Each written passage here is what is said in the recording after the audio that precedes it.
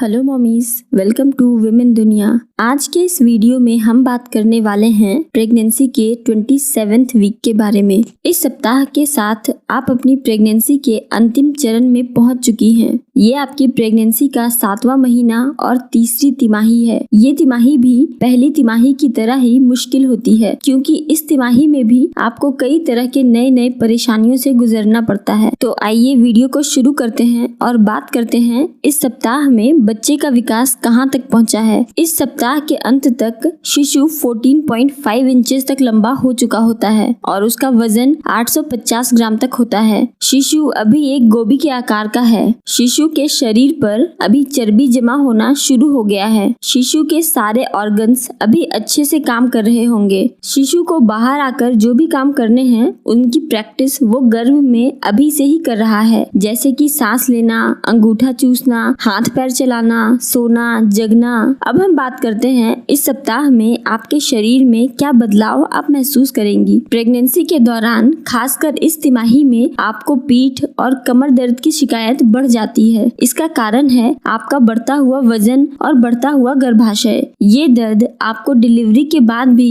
कुछ महीनों तक झेलना पड़ सकता है। इसके अलावा अभी आपका बेबी बम्प बहुत अच्छे से दिख रहा होता है, क्योंकि आपके होने वाले बच्चे का वजन बहुत तेजी से बढ़ रहा है। ऐसे में आपको आरामदायक, ढीले और सूती के कपड़े पहनने चाहिए। इससे आपको थोड़ा हल्का और थोड़ा फ्री महसूस होगा। इस तिमाही में अभी से आपके बच्चे के जन्म तक जो दूसरी लगातार चलने वाली परेशानी है वो है आपके पैरों में दर्द होना। आपके बढ़ते हुए वजन और बढ़ता हुआ गर्भाशय का दबाव आपकी पैरों पर आता है, जिससे पैरों में दर्द रहना इस तिमाही में काफी सामान्य हो जाता है। प्रेगनेंसी के दौरान लगभग 75% महिलाओं को हाथों और पैरों में सूजन रहता ही है। ये एक आम परेशानी है, पर कभी कभी ये हाई ब्लड प्रेशर का संकेत भी हो सकता है। गर्भावस्था के दौरान हाथों और पैरों में सूजन रहना कई कारणों से होता है, जैसे कि हार्मोनल चेंजेस, बढ़ता हुआ वजन बढ़ने के कारण नसों पर बढ़ता हुआ दबाव, आयरन की कमी और एनीमिया की वजह से। इसके लिए जरूरी है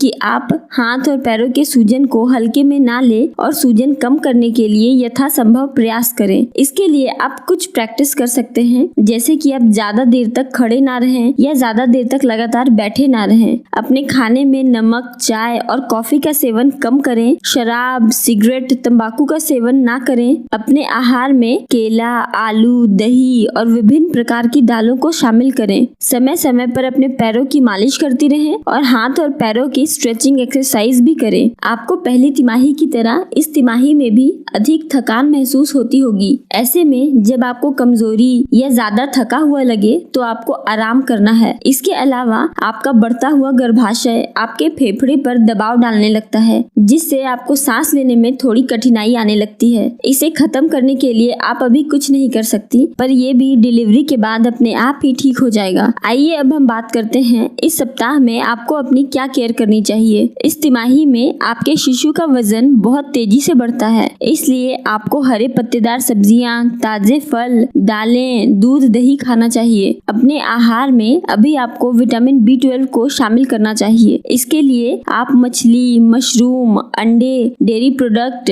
ब्रेड आदि ले सकती हैं। ये होने वाले शिशु के दिमागी विकास के लिए बहुत जरूरी होता है। आपको अपने पेट को किसी तरह की भी ठोकर लगने से या दबाव पड़ने से अभी बचाना है, इसलिए अभी आपको धीरे धीरे ही उठना बैठना चाहिए ताकि आपके पेट पर जोर ना पड़े। इसके अलावा अभी आपको तेज गति से चलना भी नहीं चाहिए। आपको धीरे धीरे टहलना चाहिए, क्योंकि ये आपकी आखिरी तिमाही चल रही है। तो इस तिमाही के शुरुआत से ही आपको नॉर्मल डिलीवरी की तैयारी शुरू कर देनी है। कम से कम 1 घंटा अभी आपको जरूर से टहलना है और जितना हो सके एक्टिव रहना है। अभी आपको अपने बढ़ते हुए वजन पर भी ध्यान देते रहना है। वजन धीरे धीरे और लगातार ही बढ़ना चाहिए। अचानक से वजन बढ़ना या अचानक से वजन घटना बिल्कुल सही नहीं होता। इस तिमाही में आपको अपना पहली और दूसरी तिमाही से भी ज्यादा ख्याल रखना है। तो आइए अब हम बात करते हैं इस सप्ताह में आपको क्या नहीं करना चाहिए। आपका वजन बढ़ने के कारण आपके पैरों की नसों पर काफी दबाव पड़ता है। साथ साथ ही शरीर में खून का प्रवाह बढ़ने के कारण भी